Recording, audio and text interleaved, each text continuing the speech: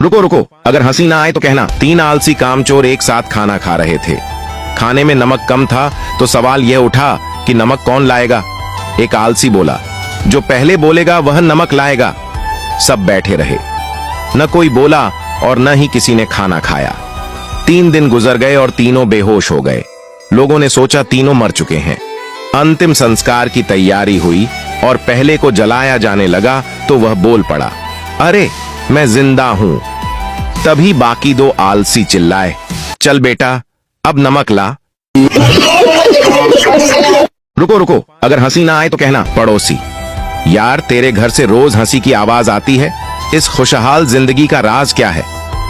आदमी, मेरी बीवी मुझे जूतों से मारती है, लग जाए तो वो हंसती है, ना लगे तो मैं हंसता हूं। भगवान की कृपा है, हंसी खुशी जिंदगी गुजर रही है। रुको रुको, अगर हंसी ना आए तो कहना। लड़की का एक्सीडेंट हो गया, डॉक्टर आपके पैर खराब हो गए हैं। लड़की, क्या ये सही नहीं होंगे। डॉक्टर, नहीं इनको काटना पड़ेगा। लड़की, ओ नो, अब मैं क्या करूंगी। डॉक्टर, धीरज रखिए, ईश्वर सब ठीक करेगा। लड़की, अरे मुझे उसकी टेंशन नहीं है, दरअसल मैंने कल ही नया सैंडल खरीदा है और उस दुकान पर लिखा था बिका मला वापस नहीं होगा। रुको रुको, अगर हंसी ना आए तो कहना। एक डॉक्टर और वकील दोनों एक ही लड़की को प्यार करते थे। डॉक्टर रोज एक लाल गुलाब लड़की को देता था, जबकि वकील रोज एक सेब एप्पल लड़की को भेंट देता था। लड़की कंफ्यूज हो गई और वकील से पूछी, प्यार में तो लाल गुलाब का मतलब समझ में आता है, लेकिन प्यार से सेब का क्या कनेक्शन है। वकील ने जवाब दिया, क्योंकि प्रतिदिन खाया हुआ एक सेब सदा डॉक्टर से दूर रखता है। बीवी, मेरी तरफ मौन करके सोएं, मुझे डर लगता है। शौहर, अच्छा तो बस तुमने ही जीना है, मैं बेशक डर डर के मुरझाऊं। रुको रुको, अगर हंसी ना आए तो कहना। अरबी शेख एक औरत से, आप बिल्कुल मेरी तीसरी बीवी की तरह लग रही हैं। औरत, आपकी कितनी बीवियां हैं। शेख, 2। मौलवी साहब ने पप्पू को ताश खेलने से मना करते हुए फरमाया, ये एक हराम खेल है। प्यू, मौलवी साहब उस खेल में 4 बेगमात होती हैं और आप उन्हें फींट भी सकते हैं। मौलवी साहब, मेरे भी पते बांटू। रुको रुको, अगर हंसी ना आए तो कहना। एक औरत अपनी पड़ोसन को कह रही थी, तुझे मालूम है 20 साल तक मेरी कोई औलाद नहीं हुई। पड़ोसन हैरानी से, फिर तूने क्या किया।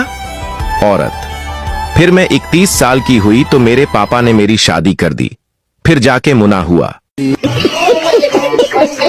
रुको रुको, अगर हंसी ना आए तो कहना। इमामा मस्जिद ने ऐलान किया कि जिस शख्स की बीवी अपने शोहर को फज्र की नमाज के लिए नहीं जगाती, वो बंदा दूसरी शादी कर ले, इखराजात मस्जिद की इंतजामिया बर्दाश्त करेगी। अगली सुबह फज्र के वक्त मस्जिद में जम्हा से बड़ा इज्तिमा था। रुको रुको, अगर हंसी ना आए तो कहना। पप्पू ने कमाल कर दिया, वो बैंक में जाकर सो गया। जब उससे पूछा तो बोला कि मैंने अखबार में विज्ञापन पढ़ा था कि इस बैंक में सोने पर लोन मिलता है। रुको रुको, अगर हंसी ना आए तो कहना। पति, मेरा अंदाजा यह कह रहा है कि इस डिब्बे में कोई खाने की चीज है। पत्नी, अरे वाह मेरे पति परमेश्वर, आपने बिल्कुल सही अंदाजा लगाया है, इसमें मेरे नए सैंडल हैं। 3 पठानों ने दारू पीकर एक टैक्सी रोकी। टैक्सी ड्राइवर ने गाड़ी स्टार्ट की और फिर कुछ देर बाद बंद करके बोला, लो साहब हम पहुंच गए। पहले पठान ने उसे पैसे दे दिए, दूसरे ने कहा शुक्रिया, लेकिन तीसरे ने उसे एक थप्पड़ मार दिया। ड्राइवर डर गया, सोचा ये पठान तो समझदार निकला, सब समझ गया। तीसरा पठान बोला, साले आराम से चलाया कर, इतने झटके क्यों मारे तूने आज।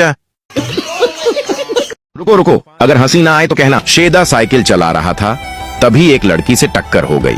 लड़की गुस्से में, घंटी नहीं मार सकते थे। शेदा मासूमियत से, पूरी साइकिल तो मार दी है, अब क्या घंटी उतार कर मारूं, ये मुझसे नहीं होगा।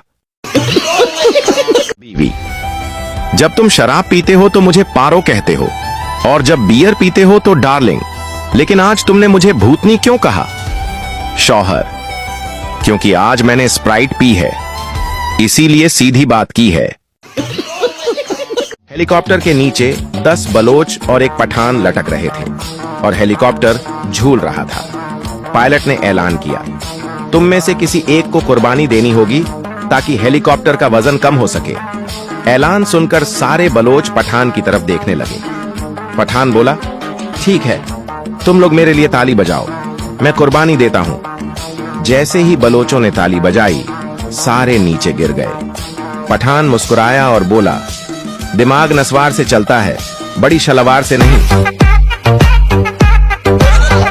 डॉक्टर, घबराओ मत याकूब, यह बहुत छोटा ऑपरेशन है। मरीज, शुक्रिया डॉक्टर साहब, आपने मुझे हौसला दिया, लेकिन मेरा नाम याकूब नहीं है। डॉक्टर, मुझे पता है, याकूब मेरा नाम है। एक आदमी आधी रात को अपनी गाड़ी चलाते हुए फौजी कॉलोनी जा पहुंचा। फौजी जवानों ने उसे पकड़ लिया और पूरी रात कॉलोनी में रखा। जवानों ने कहा, यहां आम गाड़ियों का आना मना है, अगली बार अगर ऐसी हरकत की तो सफाई देने का मौका भी नहीं मिलेगा। अगली रात फिर वही आदमी कॉलोनी में आ गया। फौजी जवानों ने तुरंत बंदूकें तान ली।